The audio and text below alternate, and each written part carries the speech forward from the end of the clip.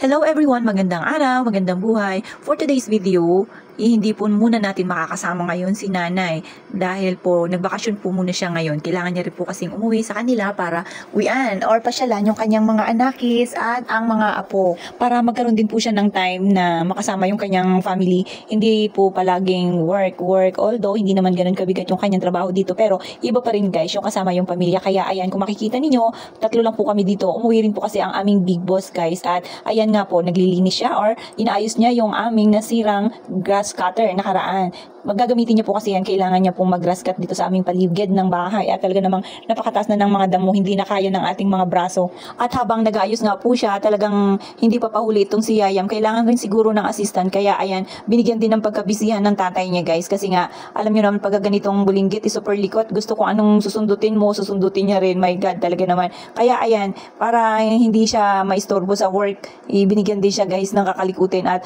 habang ayan nga po, bising-busy yung dalawa, dinalhan ko na sila ng kanilang pagkain. Itong si Yayam guys, pinakain ko na dito. Alam nyo naman pagka ganitong bulinggit, mahirap talaga to pakainin. Kailangan yan, may time ka sa pagpapakain sa kanya kasi may time na susubuan mo siya, ayaw niya, pero may time na pagka kinukulit mo siya, nganganga at nganganga na rin yan siya. Kaya kung mapapansin nyo guys, panay pauli-uli ako dyan kasi nga ayan, parang minsan ayaw niyang kumain, pero kailangan po tiyagaan talaga yung pagpapakain sa mga ganitong bulinggit. Kaya kailangan din po kasi ng katawan niya. Ayan guys. O, tingnan nyo, diba? Medyo mahaba-habang oras pa yan yung aming subuan dyan. Kasi nga may kasabay pa yung kanyang paglalaro. At after nga po niyan, sa wakas, natapos ko rin yung pagsusubo sa kanya guys. Sinunod ko na nga po pala yung vitamins niya. So, kinuha ko na nga po dun kanina sa taas para, ayan, painumin ko siya ng kanyang vitamin. Nasa timing rin talaga ito si nanay guys, yung pagpaalam niya kasi nagpaalam siya kay Big Boss na uuwi siya. Pero hindi niya alam na nakalib ako ngayon. Kaya ayan, tingnan nyo nga po. Timing si nanay, may tagalaga. Yung tipong nakalib, akala mo mag-enjoy kayo pala yan, maghabol-habol tayo dito sa aming little boy. Tingnan nyo guys, o diba? Gustong-gusto na rin makialam. At yan, pinabayaan na nga lang po yan ng tatay niya dyan. Dahil nga po sa sobrang busy pa namin at walang ibang maasahan or mauutusan na mag-alaga.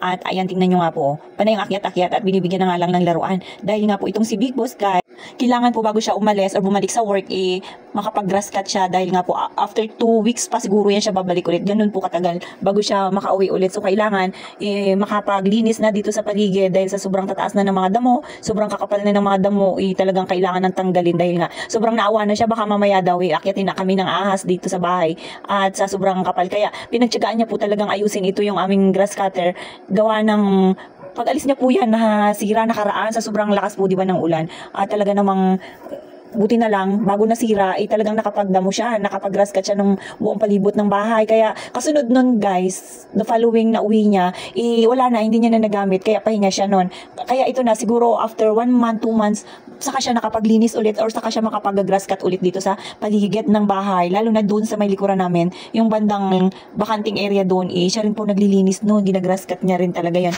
Kasi kung hindi niya lilinisin, lalong nakakaawa kami dito dahil nga may baby. Alam nyo na pagka ganyan, di ba, masukal, maraming lamok, kailangan ingat-ingat po talaga tayo.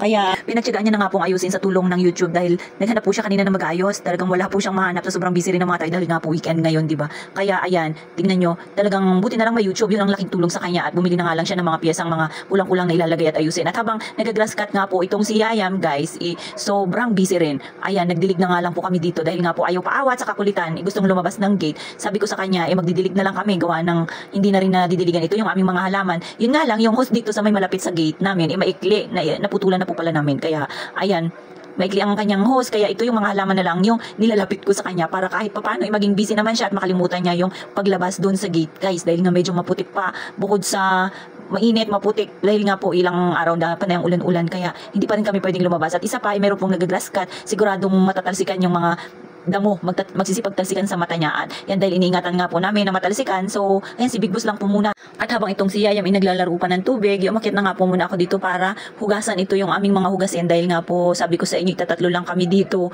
Kailangan magawa ko lahat ito ng mabilisan habang si Yayam bising-busy pa doon sa baba. Safe naman siya dun sa baba dahil nakasara naman ang pinto at sinisilip-silip din siya ni Big Boss. Kahit na nag-grass cut yan guys, ipanay ang silip-silip niya. Dahil nakikita niya naman po yan, cyclone wire lang po kasi.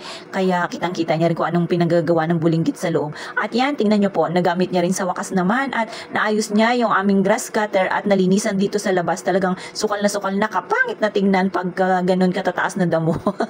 At buti na nga lang talagang itong matyaga si Big Boss sa pag-ayos ng aming grass cut. Kung wala, naku po, wala naman po kaming ibang natatawag para mag-grass cut dito sa amin kung hindi sa aming purok. Kaso pagka nag-grass cut, purok namin, hindi nakakarating dito sa amin. Kaya siguro iumasa na sila dahil nga po meron kaming grass cutter guys. Kaya hindi na kami dinadamay sa pag-grass cut. Pero okay lang din. Kayang-kaya rin naman namin tulinisan yung paligid ng bahay. Kapangit naman din po tignan kung ang bahay mo ay puro sukal na, di ba? So ang liit-liit na nga, ang pangit na nga ng bahay mo tapos hindi mo pa nililinis.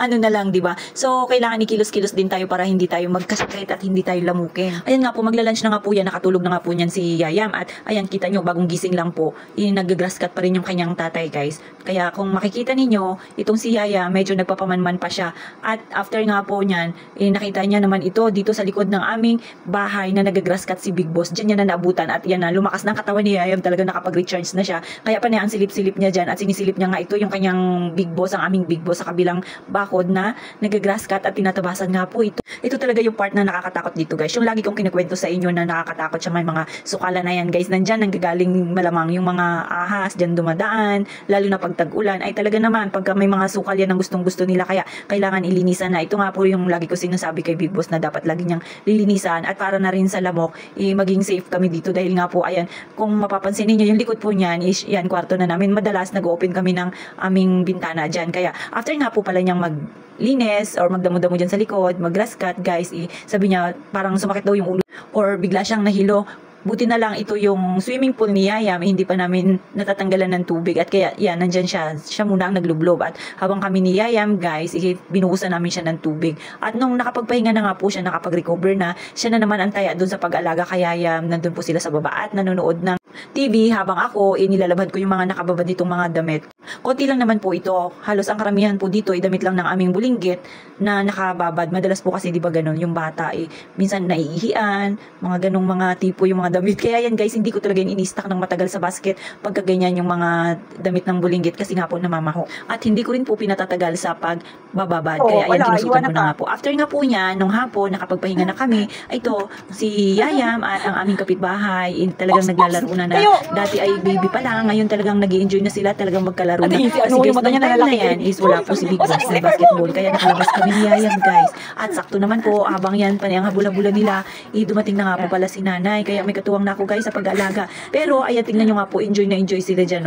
O dati, ayan, yung baby na kalaro ng Yayam namin, talagang akala mo pagkaliit-liit guys, pero ngayon tingnan nyo nga po, ayun na nga po pala si nanay, dumating na siya guys. At salamat sa Diyos at meron na tayong katuwang sa pag-aalaga sa aming little boy. Talagang napakahirap din po talaga mag-alaga guys ng bulinggit na napakakulit pero nakakatuwa siya dahil nga sa sobrang cute ng bulinggit ng Yayam namin na to, sino ba naman yung hindi matutuwa. Panay pa nga po yung tawanan namin dyan kasi itong si nanay nagbigay po ng pagkain kay Yayam. So dalawang kamay guys, mayroon siyang pagkain dahil yung pagkain nitong little girl na ito kinuha din ng Yayam guys, ay talaga naman siguro inisip niya yung pagkain niya kaya kinuha niya. At tawa nga po kami ng tawa, akala mo po talaga mauubusin yan siya ng pagkain guys. Kaya ayun, hinayaan na nga lang po namin at kumuha na lang po kami ulit ng pagkain para dito po sa little girl na ubod rin ng cute na tingnan nyo nga guys. Ang tinis-tinis ng boses, sobrang nakakatawa at rinig nga doon sa bahay minsan. At ayun nga po, pinasok ko na nga po pala itong si Yayam guys dahil busog na dahil nga nagkukulit na naman doon sa baba, parang hindi niya nakaya yung kanyang tuhod katatakbo. At kita nyo naman po sa sobrang kabusugan at talagang satisfied siya sa buhay niya, talagang nakakapagpa-cute pa. So paano ba yan? Kita-kits ulit sa susunod na video. Bye-bye po!